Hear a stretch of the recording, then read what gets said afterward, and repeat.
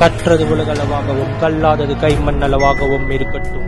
Hello everyone, எல்லாரும் எப்படி இருக்கீங்க? நல்லா இருக்கீங்களா? இன்னைக்கு நம்ம பேச போற டாபிக் என்ன அப்படின்னு பாத்தீங்கன்னா, இன்னைக்கும் காவல்துறை பண்ண ஒரு சிறப்பான செய்கை அப்படிங்கிற ஒரு பர்டிகுலர் விஷயம், இன்னொரு பக்கம் வந்து ஒரு அவேர்னஸ் கிரியேட் பண்ணணும் அப்படிங்கிற ரெண்டு விஷயத்தோட தான் இன்னைக்கு இந்த வீடியோ நான் வந்து மேக் பண்றேன். என்ன ரீசன் அப்படின்னு பாத்தீங்கன்னா, நம்ம வந்து இவ்வளவு நாளா தமிழ்நாடு காவல்துறை பத்தி நிறையவே பேசிட்டு இருந்தோம். ஃபர்ஸ்ட் டைம் பெங்களூர்ல இருக்கிற காவல்துறை பற்றி ஒரு பர்டிகுலர் விஷயம் பேசணும் அப்படின்னு செகண்ட் டைம் நினைக்கிறேன். ஒரு டைம் வந்து ஜெயலலிதா அவர்களை பற்றி ஒரு டைம் பேசியிருந்தேன்னு நினைக்கிறேன். பேசியிருந்தேனா செக் பண்ணி பார்க்குறேன். பட் பெங்களூரில் காவல்துறை ஒரு மிகப்பெரிய சம்பவம் ஒன்று பண்ணாங்க. அது என்ன அப்படிங்கிறத இன்னைக்கு இந்த வீடியோ நான் உங்கள்கிட்ட வந்து ஷேர் பண்ணுறேன். ஒரு ரீசெண்டாக ஒரு 2-3 days முன்னாடி, ஓகேங்களா, ஐ திங்க் ஒரு 3 days முன்னாடி ஒரு பர்டிகுலர் ஹாஸ்பிட்டலில் ஒரு குழந்தை பிறகுது, ஒரு ஆண் குழந்தை பிறகுது.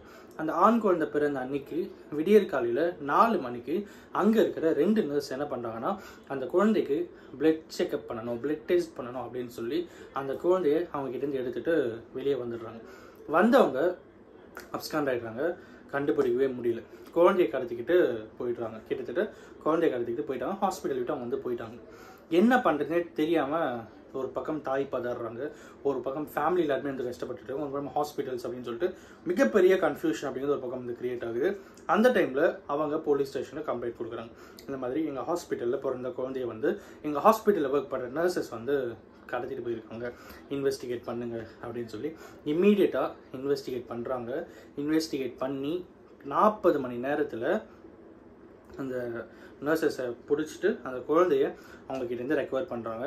ரெக்கவர் பண்ணி அவங்க அம்மா கிட்டே அந்த குழந்தைய வந்து கொடுக்குறாங்க. யோசிச்சு பாருங்க, ஒரு 9 மாதம் கருவில் சுமந்த ஒரு குழந்தை அன்னைக்கு தான் அந்த குழந்தைய கையில் பார்க்குறாங்க. பார்த்த அன்னைக்கு நைட்டு, அன்னைக்கு விடியற் காலையில் அந்த குழந்தைய அவங்க கிட்ட வந்து காணாமல் போகுது. திடீர்னு ஒருத்தர் வந்து பறிச்சுட்டு போகிறாங்கன்னா அந்த தாய்க்கு எந்த அளவுக்கு கஷ்டம் இருந்திருக்கும் அப்படின்னு. அண்ட் திரும்பவும் அந்த குழந்தைய அடுத்த 40 மணி நேரத்தில் காவல்துறையுடைய மிகப்பெரிய சிறப்பான சம்பவத்துக்கு அப்புறம், அவங்களுடைய மிகப்பெரிய கிரேட் ஒர்க்குக்கு அப்புறம் அந்த குழந்தை திரும்பவும் அவங்ககிட்ட வந்து சேரும்போது அவங்களோட மொமெண்ட் எந்த அளவுக்கு இருந்திருக்கும்னு யோசிச்சு பாருங்க. இதுதான் காவல்துறை அப்படின்னு அவங்ககிட்ட சொல்லணும் அப்படின்னு நினைச்சேன். காவல்துறையை பற்றி நிறைய பேர் நிறைய தவறான விஷயங்களும் பேசுகிறவங்க நம்ம சோஷியல் மீடியாவில் இருக்க தான் செய்கிறாங்க. பட் இருந்தாலும் நாம் எப்பயும் காவல்துறையை சப்போர்ட் பண்ணுவோம் அப்படிங்கிறது தான் ஃபர்ஸ்ட் ப்ரைமரி விஷயமே. எதனால அப்படின்னு பார்த்தா, இன்னைக்கு இந்த சம்பவமே யோசிச்சு பாருங்களேன். ஒரு கஷ்டப்பட்டு ஒரு குழந்தைய பெற்றெடுக்கும் போது அந்த வலி அப்படிங்கிறது வந்து ஒரு வேர்டால சொல்ல முடியாது. அஃப்கோர்ஸ் ஒரு மேன் என்னால் சொல்ல முடியாது, கரெக்டுங்களா? அந்த ஃபீல் அப்படிங்கிறது நரக வேதனை, மறு ஜென்மம் அப்படின்னு சொல்லுவாங்க. ஸோ அப்படி கஷ்டப்பட்டு ஒரு குழந்தைய பெற்றெடுத்து அந்த குழந்தைய பார்த்துட்டு, ஒரு பக்கம் அந்த குழந்தை சாப்பிட்டுச்சா இல்லையான்னு தெரியாது, ஒரு பக்கம் அந்த குழந்தை எப்படி இருக்குன்னு தெரியாது, ஒரு பக்கம் அந்த குழந்தை எங்கே இருக்குது, எப்படி இருக்குன்னு தெரியாது, யார்கிட்ட இருக்குன்னு தெரியாது, எதுவுமே தெரியாமல் அந்த குழந்தைய வந்து பார்க்காம அந்த பர்டிகுலர் தாய் எந்த அளவுக்கு கஷ்டப்பட்டுருப்பாங்க. அந்த டைம் தான் அவங்களுக்கு வந்து ப்ரெக்னன்சியாக முடிஞ்சிருக்கும், கரெக்டுங்களா? அவங்களோட பெயின்லாம் இருக்குது பார்த்தீங்களா, அதெல்லாம் நரக வேதனை. ஒரு பக்கம் ப்ரெக்னன்சி பெயின், இன்னொரு பக்கம் வந்து இந்த மாதிரி ஒரு விஷயம் அப்படின்னும் போது அப்புறம் அந்த ஹாஸ்பிட்டல் சிசிடிவி கேமரா பார்த்து இவங்க தான் தூக்கிட்டு போனாங்கன்றது கன்ஃபார்ம் பண்ணி அதுக்கப்புறம் அவங்க வந்து பிடிக்கிறாங்க.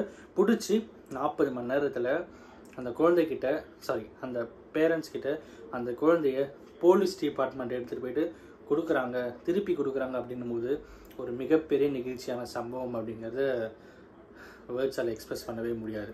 So this is our Tamil Nadu police department and Karnataka police department. And எல்லாத்துக்கும் மேலே போலீஸ் அப்படின்னாலே அது எந்த ஸ்டேட்டாக இருந்தாலும் அங்கே வந்து ஒரு எத்திக் இருக்கும், ஒரு எமோஷன் இருக்கும், ஒரு சென்டிமெண்ட் இருக்கும். அண்ட் எல்லாத்துக்கும் மேலே ஒரு மிகப்பெரிய ஃபீலிங் அப்படிங்கிறது அதிகமாகவே இருக்கும்.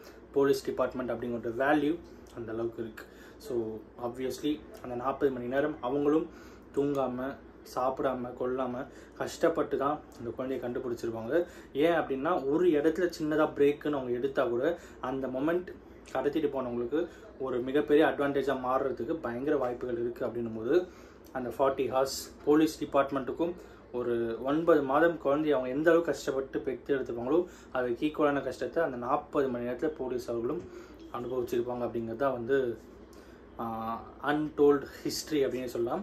அந்த ஒரு சம்பவம் இல்லை, இங்கே இருக்கிற எல்லா சம்பவத்துக்கு பின்னாடியும் போலீஸ் டிபார்ட்மெண்ட்டோட எஃபர்ட் அந்த அளவுக்கு இருக்குது. ஸோ நம்ம அதை எப்பயுமே அவங்க மதிக்கணும் அப்படிங்கிறது தான் திரும்பவும் இன்னைக்கு அவங்கள பற்றி உங்களுக்கு நான் பேசுகிறேன். அண்ட் அஃப்கோர்ஸ் இந்த வீடியோ யாருன்னா ஒருத்தருக்கு நாலேஜ் ஷேராக இருந்து அவங்க காவல்துறையை ஒரு மரியாதையோடு பார்க்குற ஒரு கண்ணோட்டம் இங்கே ஆல்ரெடி இருக்குது, அதில் இன்னும் நிறைய பேர் வந்து சேருவாங்க அப்படிங்கிற மிகப்பெரிய நம்பிக்கையோட இந்த வீடியோ முடிக்கிறேன்.